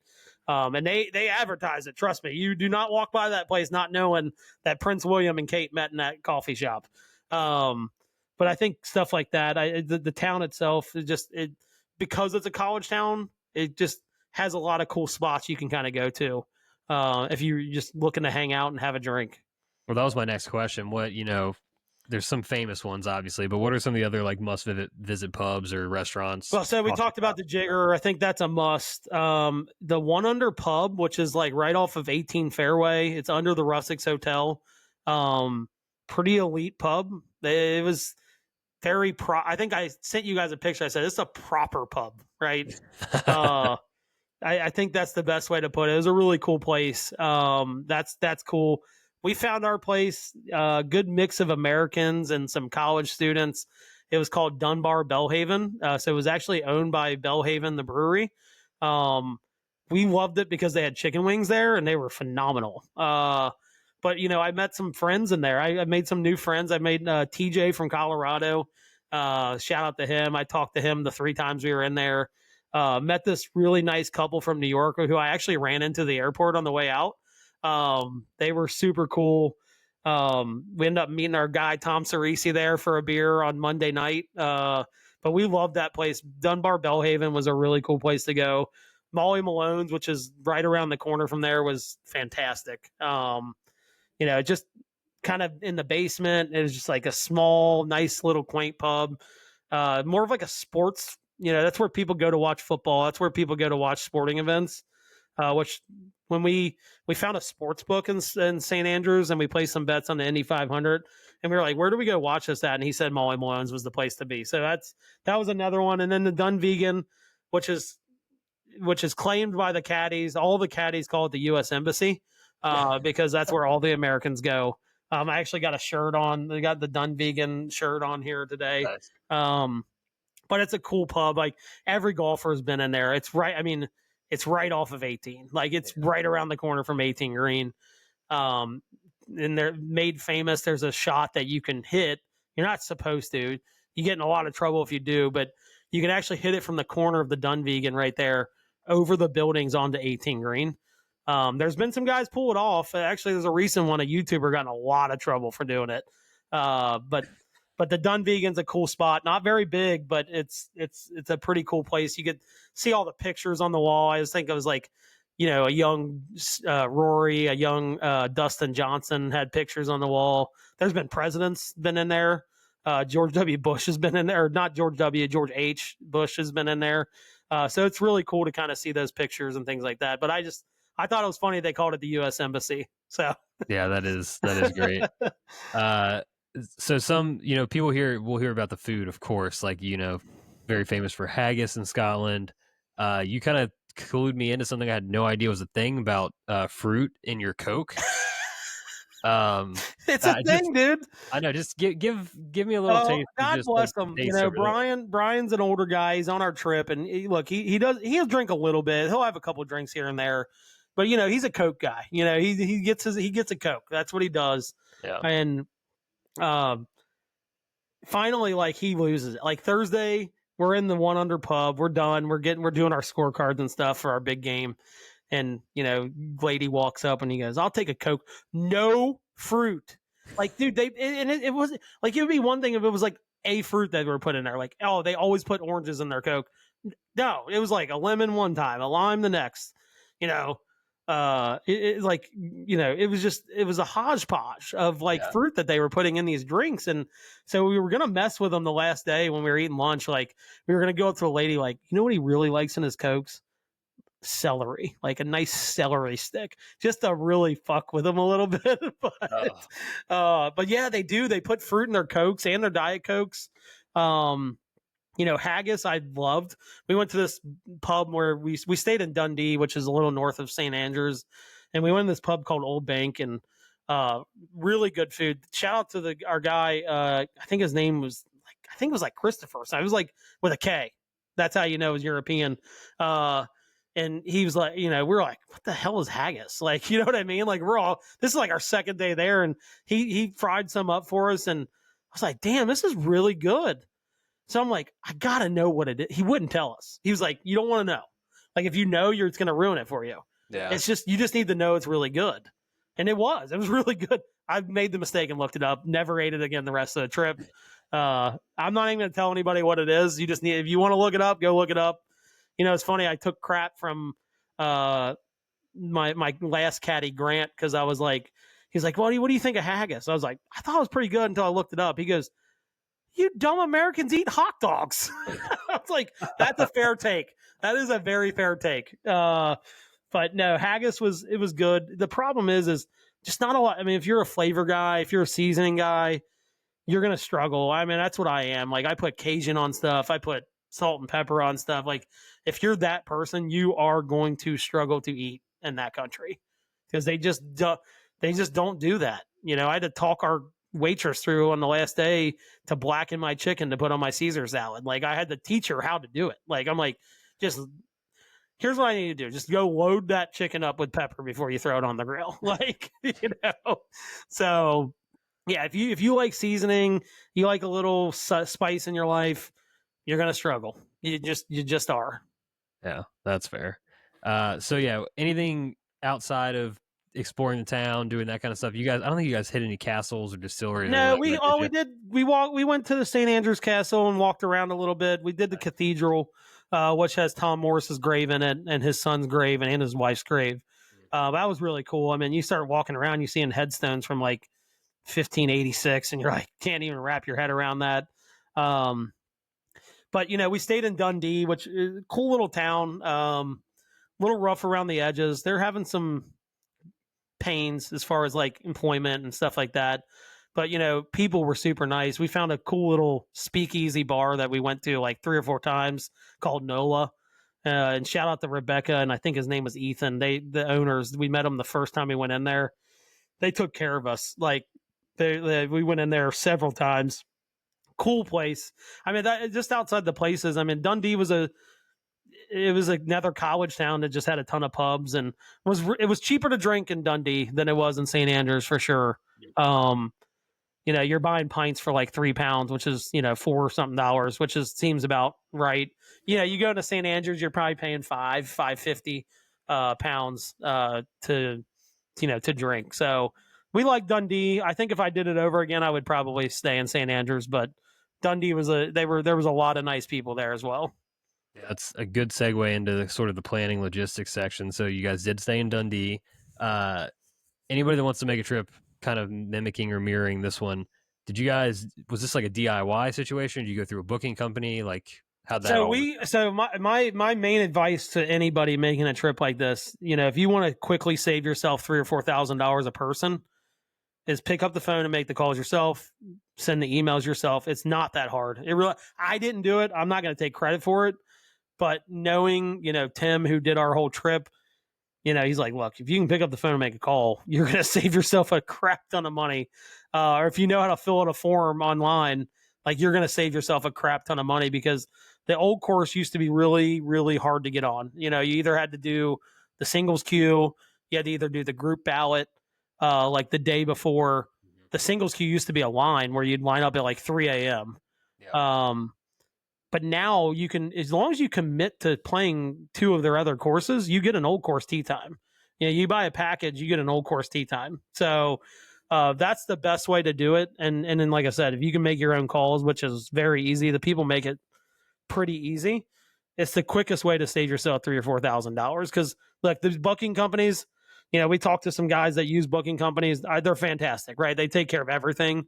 You don't really have to worry about anything. If that's your thing, pay the extra $3,000 or $4,000, have at it. But I think if you're trying to do this trip at a reasonable price, the easiest way is just pick up the phone and make your own tee times. And we planned this thing out about 9 months, 10 months out. We got our old course tee times, I think, last July or August. And then we kind of planned our trip around that. And started making phone calls and figuring out what courses we want to play. All right. You can make this trip as expensive as or cheap as you want. If you want to go play Kings Barnes and pay 550 pounds, you can do that. Right. We kind of, we wanted to play Carnoustie, but unfortunately the only day we could get on was the day we had our old course tee times. So that didn't really work out this time. But, there's so many courses of, varying price. To me, I'm more of a quantity guy over quality. Like, give me 2 rounds for $500 rather than 1 round for $500. That's just kind of my take on it. But you can do it however you want. And like I said, as long as you do it yourself, you're going to save yourself a crap ton of money. Yeah, good shout out there. Did you guys do mostly walking? Did you have a rental car? Like, what was how'd you get around? We did. We had 2 vans. Four people in each van. I did not drive. Shout out to Cody, who was our driver. He was the perfect amount of keeping you on your edge of the seat, but he was aggressive enough to kind of the funny story. We were pulling into the Jigger in and this lady's like throwing up her arms. I'm like, what the hell is this lady's problem? And like Wes in the backseat, he goes, he's on the right side of the road. Oh, shit. Yeah. I was like, oh yeah, I guess that does make sense. But no, we had 2 vans. They call them minibuses, but they're essentially like Sprinter vans almost. Yeah. I would say if I had to splurge on something the next time, I would do a big bus and have a driver. That seems like the play. We knew I talked to a few guys over there that had that, and they're like, dude, it just allows everybody to kind of enjoy their time. We were always kind of in a hurry to get back to Dundee so Cody can kind of enjoy himself because, you can't even really have 1 beer and drive over there because if you get pulled over, their legal limit is less than 1 beer. So you can get a lot of trouble. So you don't really, if your driver can't really drink at all, Now, if you're staying in St. Andrews, it probably makes it a little easier where you can just be like, all right, get back, if we play the Castle course, you drive the 7 minutes back and then, you can have fun. But with us staying 25 minutes outside St. Andrews, it was always kind of like, all right, it's time to leave the Jigger because Cody wants to get back and kind of enjoy. So, which I didn't mind, right? Because it's his trip too. But it's kind of like you were always kind of in a hurry to get back to your hotel so you could kind of go enjoy yourself. So, yeah, that's good advice there as well. Any other logistical headaches or surprises in a good way, maybe? I'll tell you, I heard some really bad stories about London Heathrow customs. Yeah. There were some people in our group that did not like it because there's 3 scans, right? It's not all in one place. You gotta scan your passport, then you scan your ticket, and then you go through. But I'll tell you what, it moved like a well-oiled machine. I was terrified. We had like 3 hours between flights, and I'm talking to people, and they're like, "Oh man, we had like a 2.5 hour." Customs thing that we had to go through there. So I was a little terrified, but it worked like a well-oiled machine. I thought that went relatively well. You always have the scare of the golf bags. None of our golf bags got lost, which was nice because that was kind of why we didn't play for the first day and a half is like, hey, if someone's golf clubs don't show up, it kind of gives them time to show up before we play our first round. I thought that went relatively well. I think it probably helped that we didn't go in a peak time, like a super peak time, because that's probably when they have problems with the golf bags. But I think those 2 things for sure were like, those went right, that were kind of had me nervous. Yeah, no, that's good. All right. Reflections and advice time, which you've kind of given throughout here a little bit too. Anything else you want to lump on to, like, what if you had to give one piece of advice for somebody planning this trip? You said a few things that I think could qualify for this, but do you have something else that stands out? No, I think the biggest thing is I think people sometimes make a mistake and not get caddies. I think that's number one. Like, you need to get caddies, and honestly, just from a standpoint of supporting these guys, this is a full time job, right? Like, this is what they do to feed their families. I think you're doing a disservice to the whole setup if you don't get caddies. I think that's a must. And there's a lot of guys that don't get them because they're like, oh, 100 pounds, part of the experience. It's what feeds these people's families.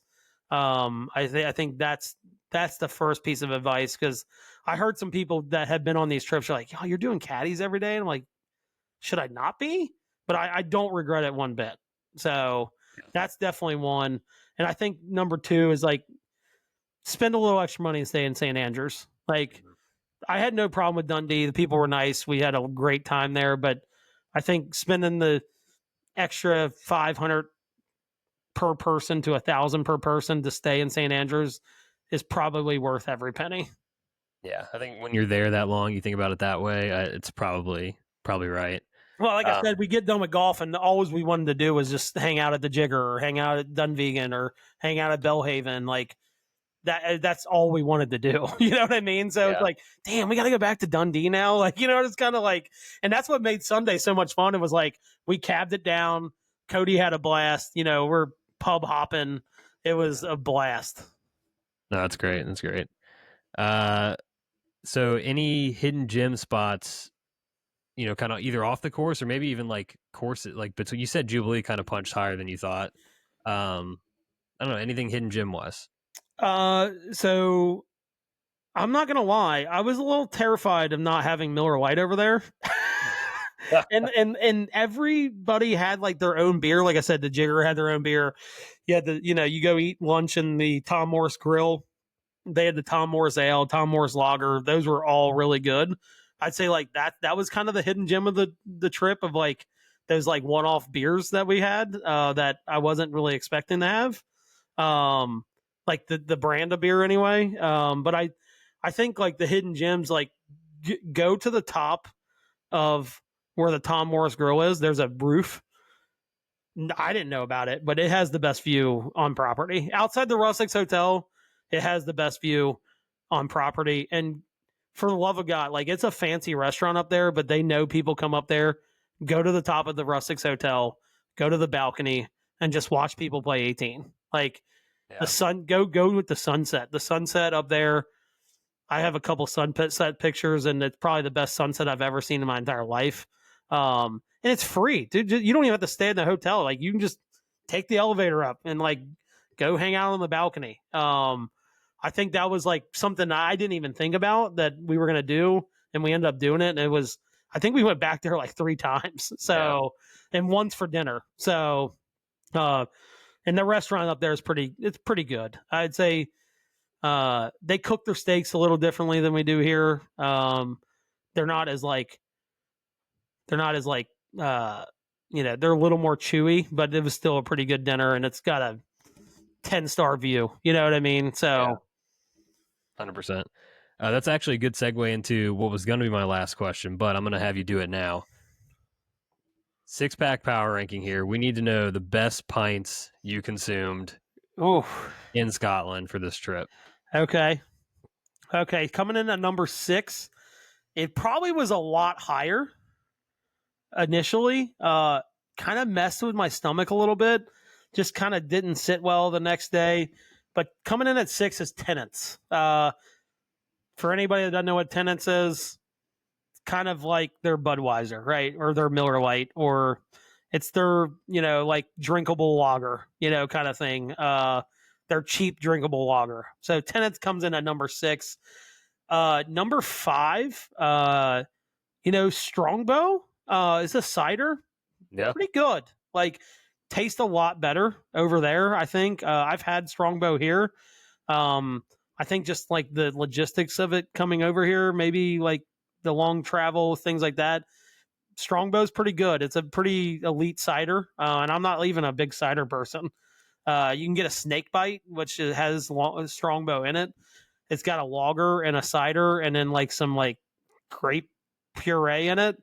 Dude, snake bites are where it's at. Little kick to them. They wouldn't have more than two. You will be feeling it. So, but Strongbow comes in at 5. Coming in at 4 is probably, I will tell you what, the Jigger Lager was pretty elite. It had like a smoky taste to it. Interesting. I said it was in the weirdest way. It was a good tasting like cigarette. Like, it had like an ashy taste to it. But it worked. It did work. It definitely worked. So that's 4. Coming in at 3, I'm gonna bring in. I think this is not where I'm putting Guinness. I think Bellhaven's Best. Bellhaven's Best is it's an ale. It's kind of their drinkable ale, like like their everyday ale. I thought that was pretty. It was pretty elite. I had a lot of those. Yeah, no, I've had when I went to that one pub, Bellhaven's pub, I had a lot of those. That was kind of my go-to there. I really enjoyed it. It was super light, kind of reminded me of Yingling. Like had a dark look, but it was like super light, which I kind of like.